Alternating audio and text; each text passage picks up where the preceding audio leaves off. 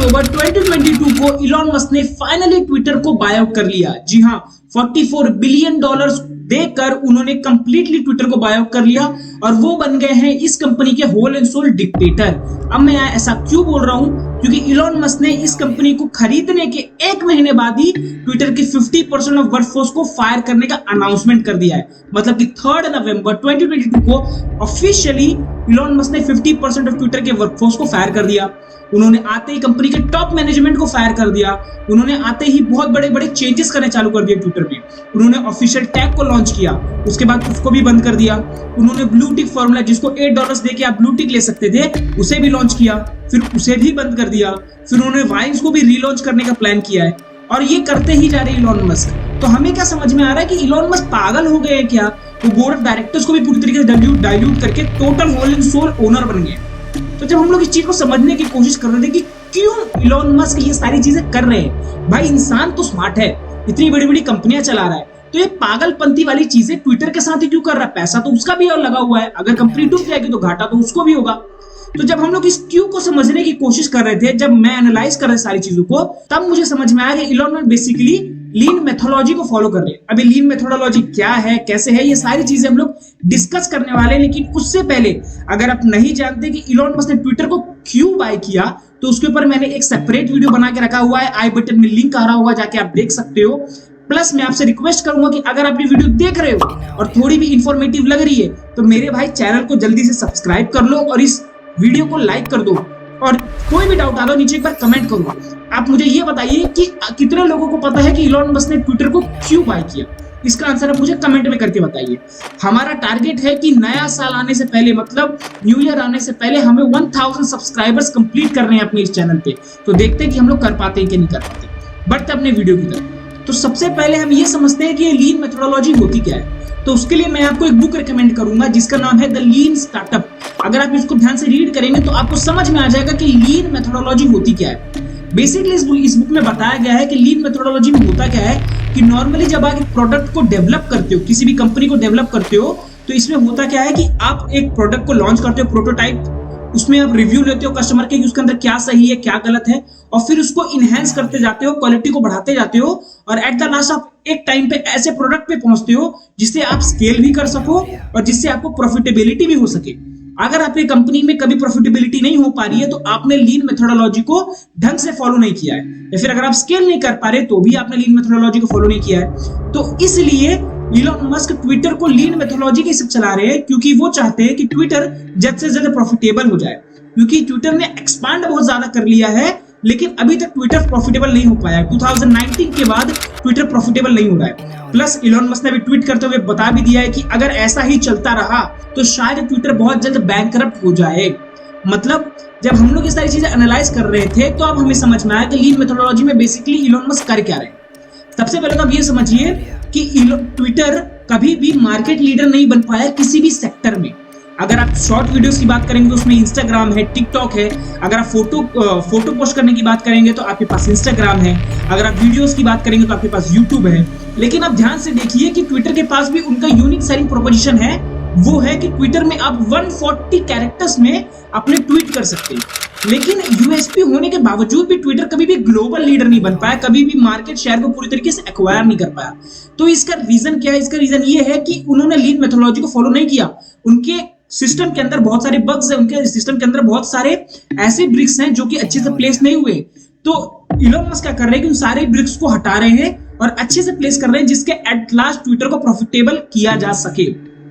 तो सबसे पहला जो लीन मेथोडोलॉजी कहती है वो है कि क्लीन द गार्बेज, मतलब कि उन लोगों को हटाइए जिससे आपको कोई फायदा नहीं है। यही चीज इलॉन मस्क कर रहे हैं। तो सबसे पहला पॉइंट यही बनता है कि क्लीन द गार्बेज में कि मॉनेटरी लॉसेस को कम किया जाए। मतलब कि नॉर्मली अगर आप अभी देखेंगे तो इलॉन मस्क के हिसाब से ट्विटर रोज का $4 मिलियन का नुकसान कर रहा है, और पिछले क्वार्टर में तो ट्विटर को टोटल $270 मिलियन का नुकसान हुआ है, मतलब लॉस झेलना पड़ा है।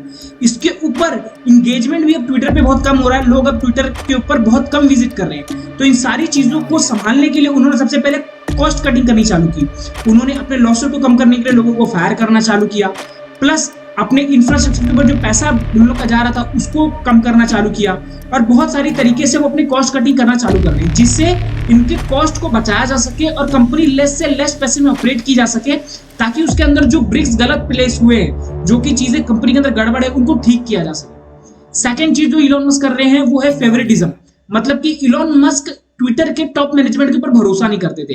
इलॉन मस्क का कहना था कि अगर मैं उनके ऊपर भरोसा ही नहीं करता तो मुझे इनको हायर करके कोई मतलब नहीं है, क्योंकि अगर मैं इन्हें कोई काम दूंगा और मुझे लगेगा कि ये काम वो कर ही नहीं रहे तो मुझे पैसा इनको सैलरी देके कोई फायदा नहीं है।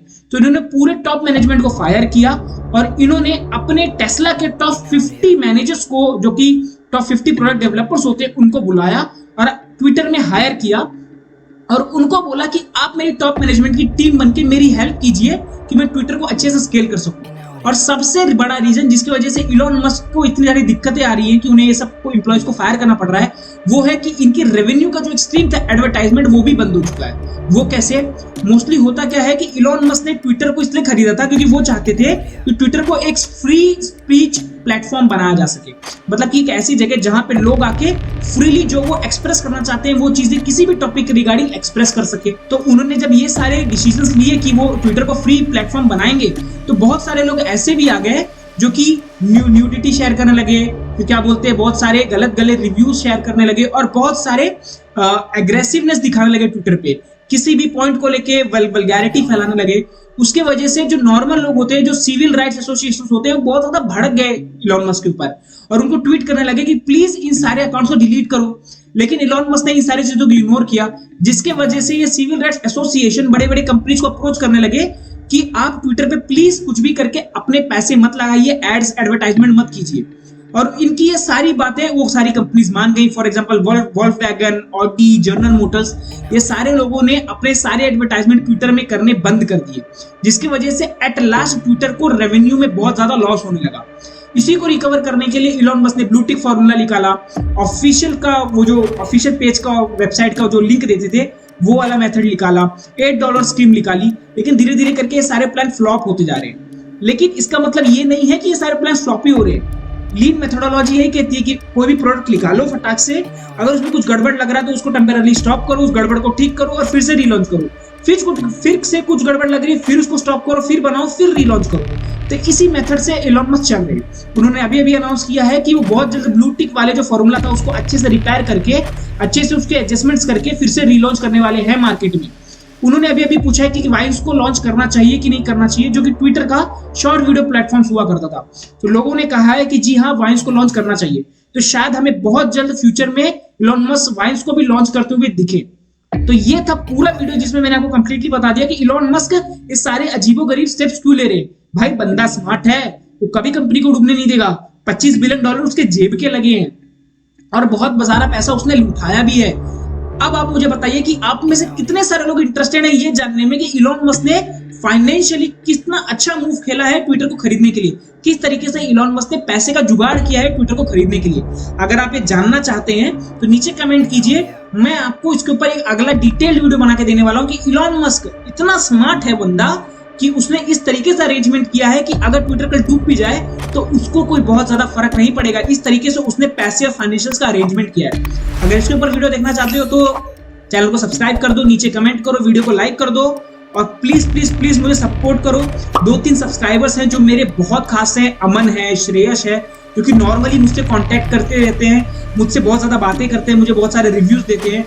तो अगर आप मुझे रिव्यू देना चाहते हो तो मेरे व्हाट्सएप नंबर दिया है मेरे अबाउट सेक्शन में, जाके आप मुझे कॉल कर सकते हो एनी टाइम, मुझसे बातें कर सकते हो, मुझे रिव्यू कर सकते हो, मुझे कोई भी सजेशंस दे सकते हो। तो उसके लिए मैं एनी टाइम ओपन हूँ। लेकिन आप चैनल को सब्सक्राइब कर दो क्योंकि हमें 1000 सब्सक्राइबर का सब्सक्राइबर काउंट पूरा कंप्लीट करना है और कुछ भी करके हमें अपने इस चैनल को ग्रो करना है। ठीक है, तो भी मिलता हूँ आपको नेक्स्ट वीडियो में। Bye bye bye bye, sayonara.